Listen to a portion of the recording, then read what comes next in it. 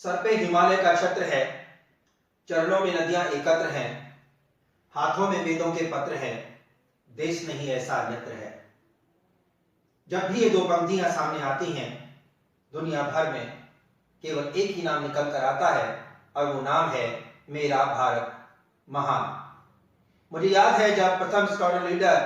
राकेश शर्मा जब चांद पर गए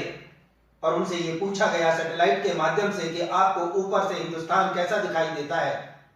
तो उन्होंने एक ही लाइन में ये बात कही थी, सारे जहां से अच्छा हिंदुस्तान हमारा। उस देश के गणतंत्र दिवस पर यदि किसी तरह का हमला होता है, गणतंत्र दिवस पर यदि तिरंगे को अपमानित होना पड़ता है, तो संभवतः 130 करोड़ के हिंदुस्तान जैसे बड़े देश का कोई भी नागरिक इसे बर्दाश्त कैसे कर सकता है। वह देश जिसने नारा दिया जय जवान जय किसान, तो जवान जो सीमाओं की सुरक्षा पे तैनात हैं, तो भला देश का किसान तिरंगे झंडे का अपमान कैसे कर सकता है। किसान की आड़ में आखिर कौन है वे लोग जो देश को शर्मसार कर देने पर आमादा हैं। मैं इंदौरिया टाइम्स के माध्यम से यह बात कहना चाहता हूं कि जब देश की नरेंद्र मोदी सरकार कश्मीर के पत्थरबाजों का इलाज कर सकती है, उन्हें समाधान दे सकती है, धारा 370 हटा सकती है, तो आखिर किसानों की ऐसी कौन सी बड़ी समस्या है जिसे इतने लंबे समय के बाद भी वो सॉल्व नहीं कर सकते। हर समस्या का समाधान संवाद के जरिए हो सकता है, और जब प्रधानमंत्री हो देश के नरेंद्र मोदी जो बात करते हैं मन की बात के अंतर्गत जो व्यक्ति हर एक व्यक्ति के मन की बात को भांप लेते हैं, वे भला देश के उस किसान के मन की बात को क्यों नहीं भांपना चाहते। यदि उनकी मंशा साफ है, यदि वो चाहते हैं कि इससे किसानों का भला जुड़ा हुआ है, तो आखिर क्यों नहीं वो एक बार ये मान लेते हैं कि जैसा किसान चाहते हैं वैसा कर लिया जाए,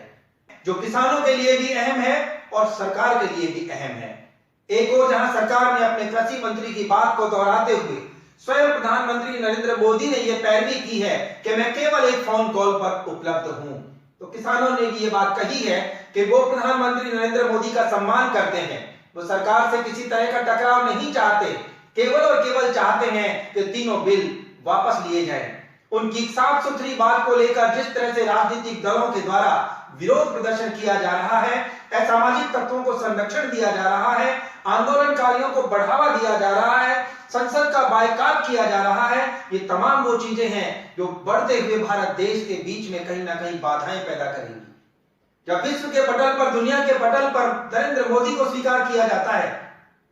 जब भारत देश की मिसाल दी जाती है, चाहे वो कोरोना का काल रहा हो और चाहे वो युद्ध का मैदान रहा हो, हर एक जगह भारत के जवान और किसान की उस एकजुटता का ही परिणाम है, और उसने कोरोना जैसे बीमारी को भी मात दे दी। भला उन सब बातों का ध्यान रखकर देश का जवान यदि तटस्थ है, तो किसान को आखिर कौन गुमराह कर रहा है। हमें पहचान करनी होगी उन आंदोलनकारियों की, बेनकाब करना पड़ेगा उन लोगों को जो बार बार देश के अंतर्गत फिरका परस्ती ताकतों को संरक्षण देते हैं और अपनी राजनीति चमकाने का प्रयास करते हैं। आप देख सकते हैं कि जिस तरह का घटनाक्रम यहाँ पर चल रहा है, कि देश का किसान नहीं हो सकता,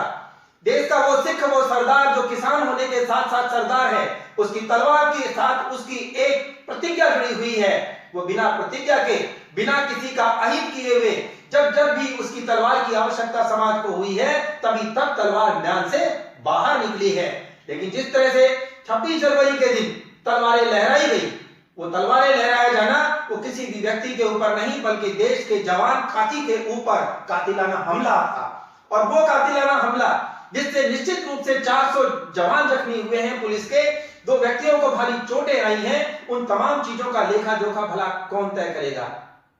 इंदौरिया टाइम्स जो हमेशा समसामयिक घटनाओं के ऊपर अपनी बात कहता रहा है, इस बात को आज फिर पुरजोर तरीके से कहना चाहता है। यदि भारत के 130 करोड़ आवाम के प्रति सरकार जिम्मेदार है और पूरे 130 करोड़ के देश को जय जवान और जय किसान के नारे से सम्मानित किया गया है, तो देश का जवान हो या देश का किसान, उसका सम्मान हर हालत में बरकरार रहना चाहिए। इससे पहले कि क्या चाहते हैं किसान नेता राकेश टिकैत, इससे पहले कि मैं ये बताऊं कि बाकी के संगठन के लोग क्या चाहते हैं, राजनीतिक दलों की मंशा क्या है, मैं 26 जनवरी को उस शर्मनाक घटना के घट जाने के बाद का एक वाकया आपसे शेयर जरूर करना चाहता हूं। घटना जिसकी जिम्मेदारी ना कोई किसान संगठन लेना चाहता है और ना ही सरकार ये चाहती थी खाकी पहने उसके जवान इस तरह से घायल स्थिति के अंतर्गत उस घटना का शिकार हो। देश का कोई भी व्यक्ति नहीं चाहता था कि लाल किले पर फहराते हुए तिरंगे के पैरेलल कोई दूसरा झंडा आ भी कैसे सकता था, लेकिन ऐसा हुआ। और बावजूद इसके यदि भावुकता के दौर में किसान नेता राकेश टिकैत आ जाते हैं तो उनसे मिलने आम आदमी का हर एक नेता पहुंचता है। उनसे मिलने के लिए वहां पर अखिलेश यादव पहुंचते हैं, उनसे मिलने के लिए ट्वीट करते हैं राहुल गांधी।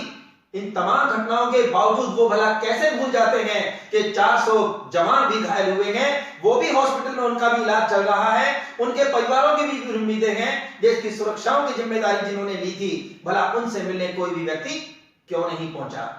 बात यही ठहर जाती तो कोई और बात थी, लेकिन बात और आगे बढ़ती है और आम आदमी पार्टी के विधायक के द्वारा यह कहना कि आत्मसुरक्षा के अंतर्गत यदि तलवार चल गई तो क्या हुआ। आम आदमी पार्टी के विधायक का यह कहना कि आत्मरक्षा में तलवार चल गई तो क्या हो गया, लेकिन यदि आम आदमी पार्टी के नेता को यह पूछा जाए कि यदि आत्मरक्षा में पुलिस ने गोली चला दी होती तो क्या होता। एक व्यक्ति हताहत क्या हुआ, उसे लेकर राजनीति हुई। लाश पर राजनीति आजकल हिंदुस्तान की फितरत में शामिल हो चली है। जब देश का जवान वर्दी पहनकर हर हाल में अपने जवान को कवर करने तक के लिए भी वो गोली का प्रयोग नहीं करता, फिर उस पर बार बार यह आरोप क्यों लगा दिया जाता है कि आंदोलनकारियों को पुलिस ने उकसाया, आंदोलनकारियों को सरकार ने संरक्षण दिया, सत्ताधारी पार्टी की शय पर यह काम हुआ।